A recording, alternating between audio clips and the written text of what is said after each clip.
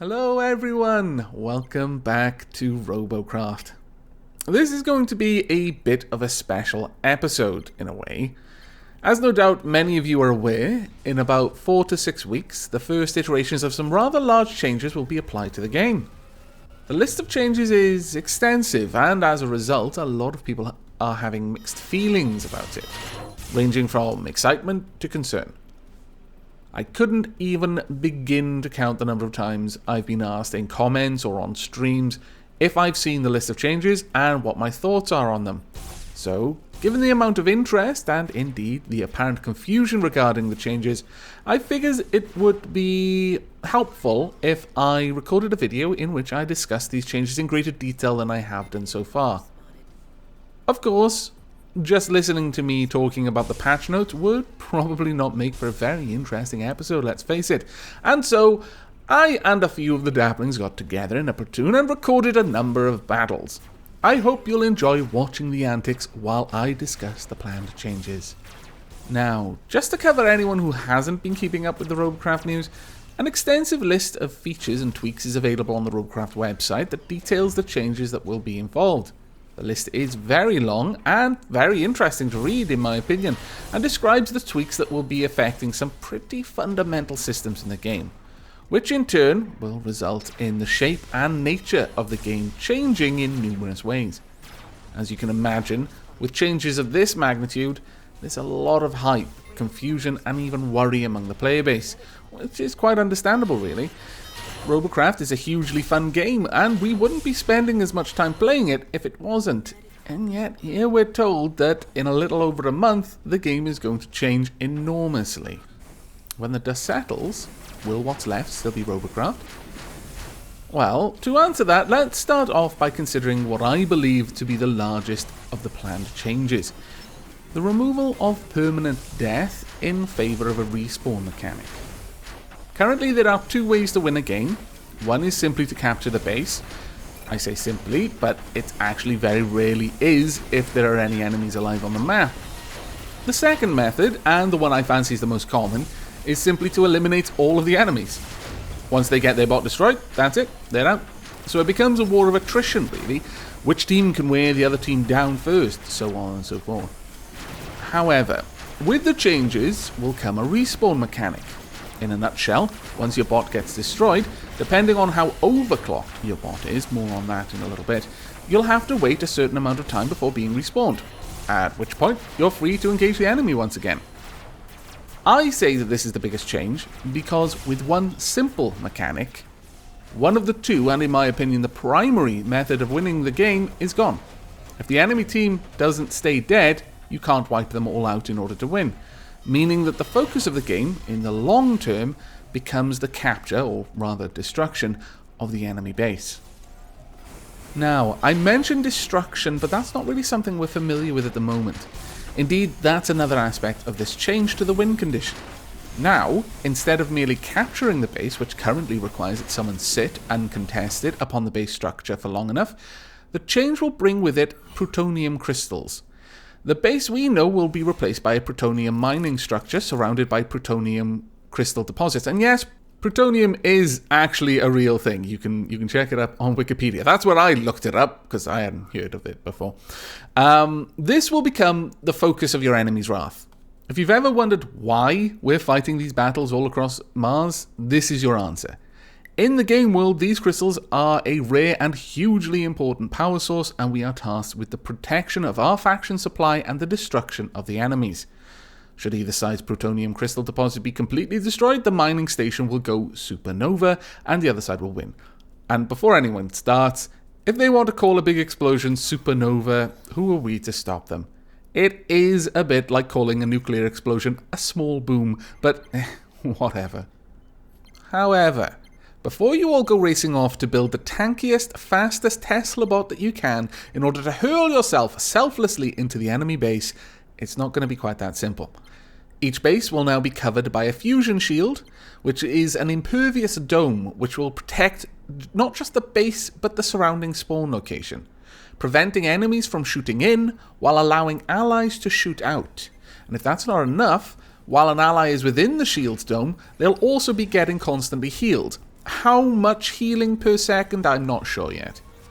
The shield will not, however, prevent anyone, ally or enemy, from simply driving through it. And once inside, enemies will be able to open fire as usual. Whether Tesla blades will survive passing through the shield intact or not, I'm not sure, and that's probably an important thing to find out. I will actually pose that question to the devs. Now, this obviously sounds a bit overpowered, but there are two catches. The first, while players can shoot out through their shield, they won't be able to gain any clock cycles from damaging enemies this way. I'll cover overclocking and clock cycles in a little bit. But more importantly, there are two ways the shield can be completely disabled. One of them being time. Once a predetermined time limit has been reached without either side having won, the game will effectively enter sudden death, and both teams' shields will go offline, making their plutonium crystals vulnerable from long-range attacks. But I mentioned that there were two ways to disable the enemy's shield, and the second, and what I imagine will actually be the most common method, is to capture what will be known as fusion towers.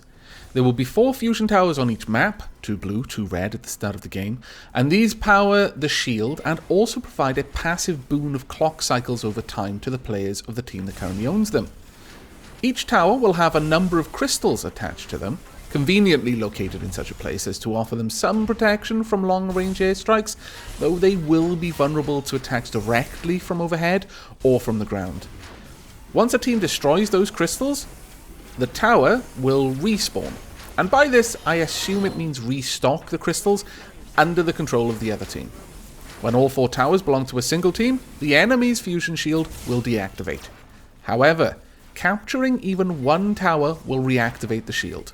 Furthermore, and much more importantly in my opinion, at the moment that a tower is captured by a team, all players of that team who are currently waiting to respawn, regardless of how long is left on their respawn timer, will immediately spawn. This is of extreme tactical significance. It will allow a team that is otherwise being dominated by their enemy to very quickly get back into the game if their enemy isn't paying enough attention and lets someone sneak through and capture a tower. Finally, each tower will also power its own fusion barricades.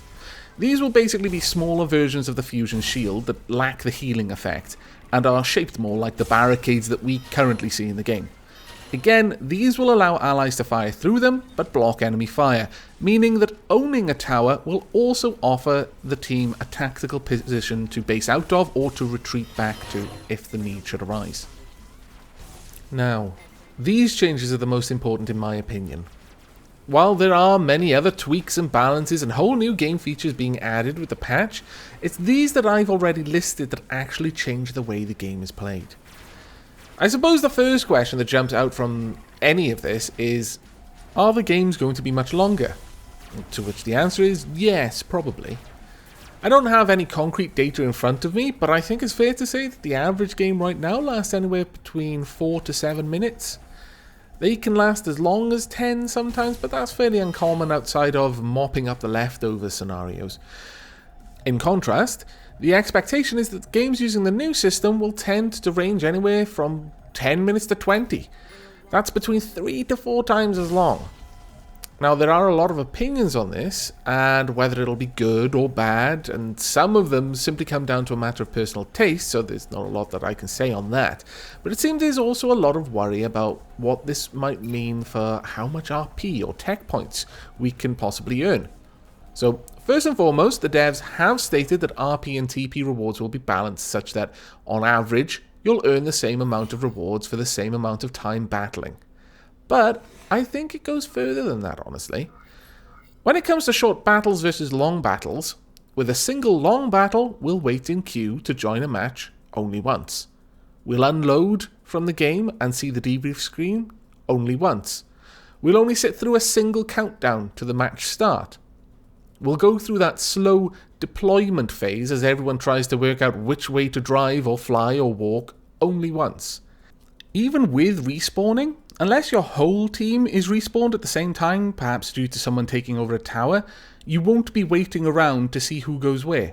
Most of the time, some of your allies will already be out there fighting, so it'll be clear where you're needed right away. But of course, speaking about respawning, there is the respawn timer. How much we're actually going to get to play in a game does kind of hang in the balance a bit on how aggressive the respawn timer will be. Initial information from the devs mentioned that during the end stages of the late game, players may be expected to wait as long as 90 seconds to respawn. In my opinion, 90 seconds is a very, very long time. Now, as a Let's Player, I've grown to appreciate how long a second really is. That may sound odd, but at this point I can kind of measure time by how much I would have to say to fill such a gap without leaving dead air, as it's called.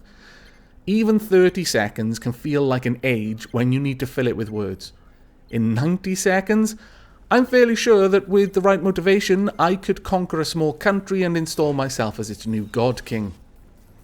However, that said, there are ways that your allies can reduce the timer, and it's unclear right now whether there's any sort of passive time-based rewards to simply being in these games. Fusion Towers mentioned giving a passive clock cycle boost. Would these apply to players who are currently respawning?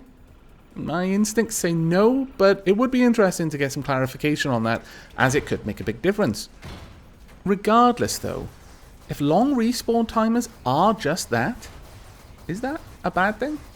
Stepping back for a moment and thinking about it, not from the perspective of, well, balls, I'm dead, might as well go and make a cuppa, but instead from the perspective of the pressures and incentives this places on the way we play the game. Is having a strong deterrent to reckless gameplay a bad thing? And I'm not talking about reckless gameplay in the sense of strategically significant sacrifices here. By all means, let them take your queen if it means that you're going to secure a checkmate with your rook. No, I'm talking about the live fast, die young glory whoring. We've all seen Seven Samurai, or should have. You all know who I'm talking about. That kind of me-first attitude just ends up getting innocent farmers killed, damn it! Or, at the very least, leaves the rest of your teammates stuck trying to react to the fact that you were the only one protecting the left approach, and now our glass cannon rail snipers are being devoured by an SMG cruiser. It places significance on playing well, and sure, there will be times when, even if you do play well, you'll still fail. A plan goes south, the enemy react faster than expected, and you die. But that's good, because at least you were invested in a plan to begin with. Right now, outside of platoons, and sometimes not even then, there's barely any real effort put into organising the teams, to playing sensibly, to employing strategies and making plays. There are no leaders, there are no heroes for that matter, there aren't actually any roles at all for the most part. It's just a swarm. And I choose that word specifically. A swarm of insects or a flock of birds. No one's really communicating. There is no leader. Most people just move without putting much thought into it, and generally you see patterns emerge. Everyone goes right, for example. I strongly suspect that that sort of directionless play will quickly die out in favour of actual tactics. In favour of having a plan, of looking around at your allied bots because of more than idle curiosity. Instead, you'll be looking at them with a critical eye. Never 232 is using SMGs, wheels, and has enough thrusters to move a small moon. Gunnergive has a heavy tracked tank with plasmas. XX Give You Up XX is all legs and railguns. You suddenly care about these details because it dictates what kind of roles these people can fill on your team. Not just that's a sniper, that's a brawler, that's an arty, but they can go to the first tower fast. They won't have much of an escort, but as long as they can get there first, we can do some damage and then pull back. Have the walker get up on top of that hill over there, and when the enemy respond to the attack on their first tower and move in to deal with it, they're going to be out in the open. Easy prey. And by the time the enemy realise what's happening and try to retreat, the tanks will be coming around the other side of the mountain and they'll just mop up the leftovers. That kind of stuff doesn't happen right now, but there may be a chance for it to happen. I mean, the fact that it could happen doesn't mean it will, but I'm a bit more of an optimist, I guess. I like the idea that it's there. I would choose the potential for that happening over the certainty that it won't. There still will be players who go AFK or just don't care. Of course there will. And while there's probably not much you can do about the latter, at least with the former, the devs recognize that in more strategic games, in longer battles, this would be a real problem. Not that it's not a real problem already. But they're looking into ways to address that kind of behavior. And then there's also disconnections. Right now, if you drop from battle, odds are, before you even get back into the game, the battle will be over. However, under the new system with longer games, it appears that you'll eventually be able to rejoin the game in progress and just continue from where you left off. Though this feature is likely to come in later down the road because it's probably quite a difficult one to implement. But as you can probably tell from my enthusiasm, if nothing else, I feel excited about the changes to the base game mode. Yes, I am paying close attention to the times that have been mentioned. 90 seconds really does sound like a long time, but I have known the developers to respond to feedback very quickly. Not just from players, but from the game data itself. The proactive response. They're constantly iterating over the tweaks and balances that they've put in. With any change like this, I expect the first numbers to be experimental, honestly. You need a starting point before you can actually do anything. You need something there that you can tweak and balance before you can even hope to get it right. And while it's possible they may hit the mark with their first try, if they don't, I have little doubt at all that they'll be tweaking it until the game has the right sort of balance between incentivizing playing the game well and avoiding making the game boring. But as I said earlier, this could simply come down to a matter of taste. When all else is equal, you might simply enjoy shorter games. I don't, usually. But even I appreciate the allure of a game that you can pick up for 5 minutes and put back down again when the kettle is finished boiling. Thankfully, we aren't going to have to choose between playing Robocraft or finding something else to do because we simply don't have 15 minutes to dedicate to a single battle. There are other game modes going to be released with the patch. Specifically, there will be 2 game modes added that will be a bit more casual in nature. The Hub and the Pit. The focus for these will be on shorter, more relaxed experiences. And by relaxed, I don't mean sedate, necessarily. I simply mean not part of a team where your contribution is crucial to the team's success and where there's a certain expectation placed upon you. The Hub will, for all intents and purposes, be a chat room. Easily the most casual that you could possibly get in a game about building death machines. Everyone will be on the same team, so no one can hurt each other. Tiers will be mixed. It will simply be a place where you can join and socialize with everyone while actually driving, flying, or walking around in your bot. Now that's the key part there. That is actually something that will be amazingly useful for me personally, if no one else. As there are lots of people who often ask when I'll be playing Robocraft so they can platoon with me and show me their bot. They don't actually want to play a game, they just want to show me the bot, but then we'll be locked into a game for 3 or 4 minutes. This will be perfect for that kind of thing. You can just drop in, meet people, show off your designs without having to lock yourself into an actual battle. It will allow you to show someone. If someone's asking help, I need a bit of help working on a bot, you can both jump in there, they can show you what they've currently got, and you can then explain what they need. Perhaps go out and build a copy of their bot yourself and come back in to show them what they need to do to balance the flyer or whatever problem they might be having. The Pit, on the other hand, will be a never-ending deathmatch, more or less. Here, all players will be of the same tier, and even Megabots will be able to join, though only in tier 9 and 10. You'll be able to fight for as long as you want, as crazily as you want, it won't matter. Play for 1 minute or 10 minutes, then stop when you're ready and collect however much RP you've earned. I'm not sure how it will work, whether there'll be a respawn timer, if so, how long, but by the sounds of it, it will be designed to facilitate quick, casual battling where you can experiment or just cut loose for some good old-fashioned death machine carnage. So, while I imagine it won't offer quite the same feel that the battles we currently have do, I suspect there'll be even less emphasis on team play, that is. I do imagine that this game mode will appeal to anyone who feels that the suggested changes to the main battles, what with the fusion shields and overclocking, might be turning the battles into something too serious or too drawn out. Now, with all the talk of overclocking, it's probably time that I actually explain what it is. While less of an in-your-face change, it's still a bit of a game changer. Not quite on the same scale as changing the way that you win the game, but it can strongly influence the way you play. In short, while playing and performing certain important objectives, things like doing damage, getting kills or assists, healing and so on, basically anything that gets you RP currently by the sounds of it, then you will be earning a resource called clock cycles. These only affect the current game you're in, but gradually fill up a progress bar in that game, and once the bar is full, you'll effectively level up your robot's overclock. Again, this only affects the battle that you're in, and when you start another one, you'll be back at overclock level 0 or 1 or whatever it is. With each level of overclocking, your bot will get more powerful.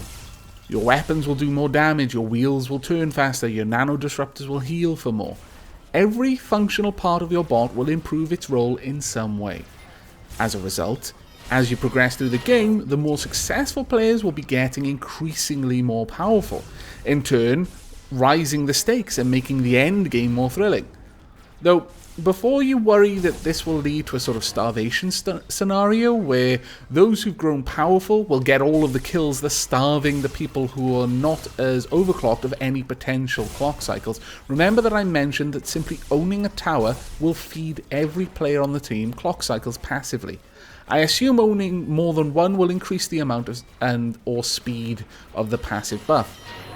Additionally, you'll get more clock cycles for performing particularly heroic feats. So, for example, a smaller bot battling against a larger bot will be worth more to the smaller, less heavily armed bot.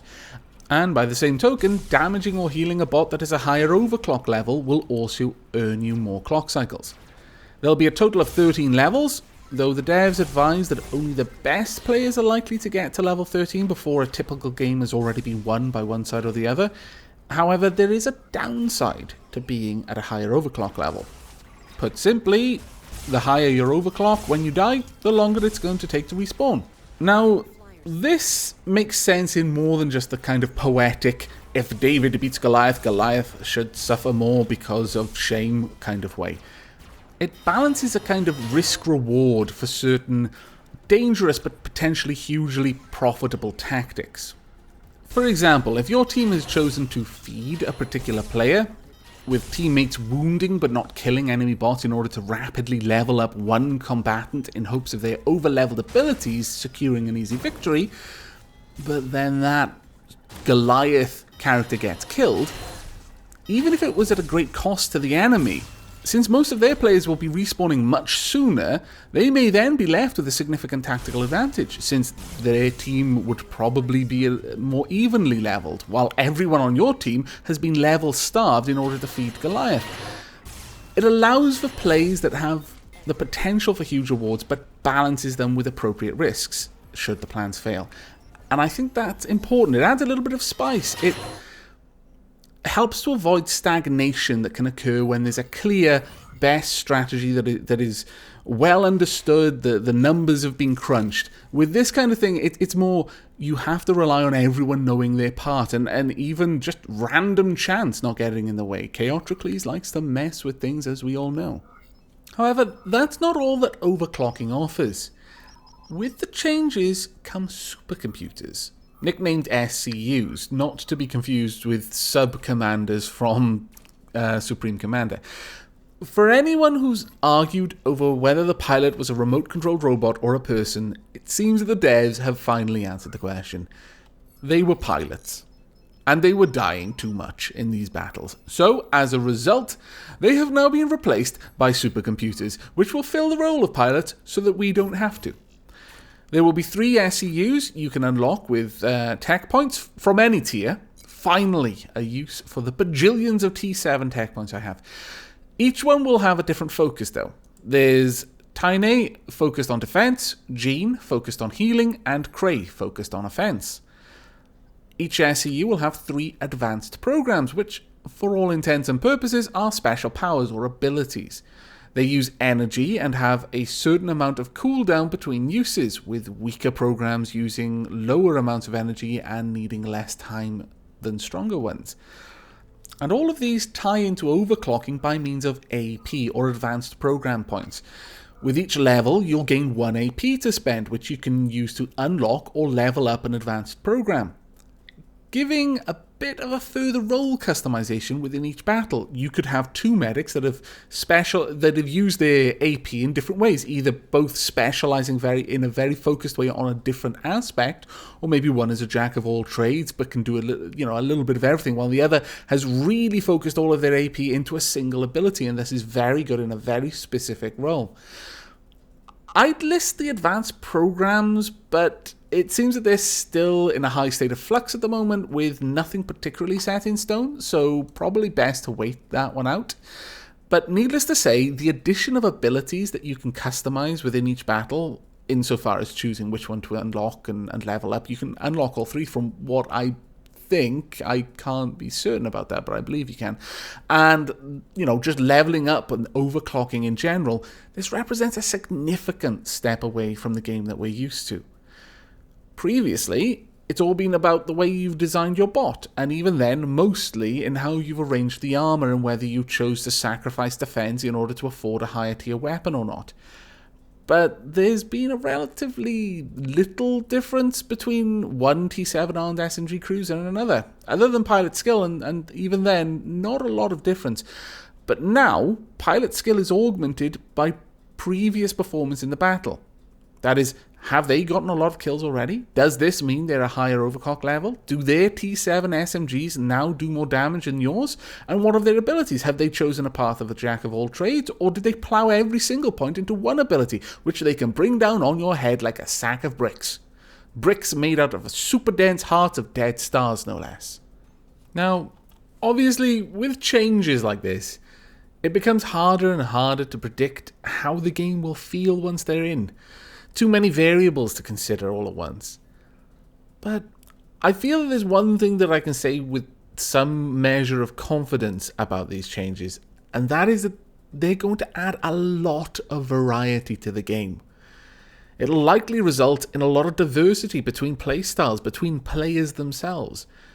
Again, previously there simply couldn't be that much of a difference, but now, with a stronger focus on team play, with the effects of luck significantly dulled, and with some real depth added to the experience, it feels like the game has been given a huge increase in replayability, something I can only imagine will be enormously welcomed by those who are at or approaching max tier.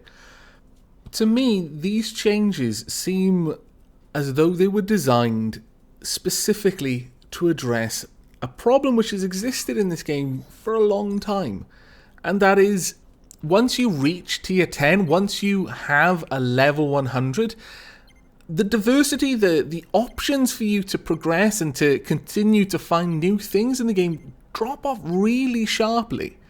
Outside of making artistic builds or sometimes discovering something quite novel, and that does happen, especially when new components get added, the possibilities for the way they might interact with existing components gives you something to explore. But generally speaking, outside of those infrequent additions of new components, and even then, that only gives you a small addition to the longevity of the game, it becomes a little bit stagnant.